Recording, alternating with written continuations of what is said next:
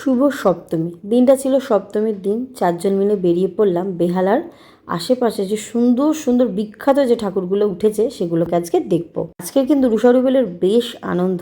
পুজো বলতে আমরা সপ্তমী, অষ্টমী, নবমী, দশমী যেটা আমরা ধরি, তো একদম প্রথম সপ্তমীর দিনই কিন্তু আমরা 4 জনে বেরিয়ে পড়লাম ঠাকুর দেখার উদ্দেশ্যে। বেহালায় এবছর বেশ বিখ্যাত বিখ্যাত যে ঠাকুরগুলো হয়েছিল তার মধ্যে দুটো ঠাকুর সবথেকে বেশি বিখ্যাত যেটা হয়েছিল, এটা হচ্ছে কেপার মাঠের এই ঠাকুরটা, যে দেখো মৌচাকটা যেটা হয়েছে এটা মাটির ভাঁড় দিয়ে তৈরি করা হয়েছে। আর এই ঠাকুরটা দেখার জন্য প্রচণ্ড ভিড় হয়েছিল। আমি ঠিকমতো এই সপ্তমীর খুব একটা ভালো ভিডিও আমি করতে পারিনি, কারণ সাথে রুষা রুবেল সাথে ছিল, তো সেই জন্য। আর এমনিও প্রচণ্ড ভিড় হয়েছিল, তো খুব একটা ভালো ভিডিও আমি করতে পারিনি। তারপর ওখান থেকে চলে গেছিলাম মেলা, পাশেই একটা মেলা হচ্ছিল। মেলায় গিয়েই ব্যাস এই যে মিকি মাউস চড়বে বলে দুজন মিলে বায়না করলো, এইদিকে রুবেল আর ওইদিকে রুষা দুজন মিলে লাফালাফি করলো।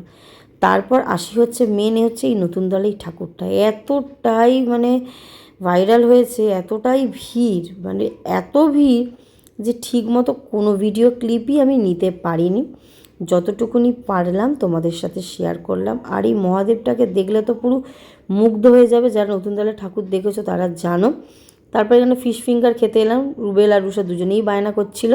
মেয়ে আর হাঁটতে পারছে না, পায়ে করছে ভীষণ ব্যথা, তাই রয়্যাল থেকে বিরিয়ানি নিয়ে বাড়ি চললাম। দেখা হবে নতুন ব্লগে। টাটা।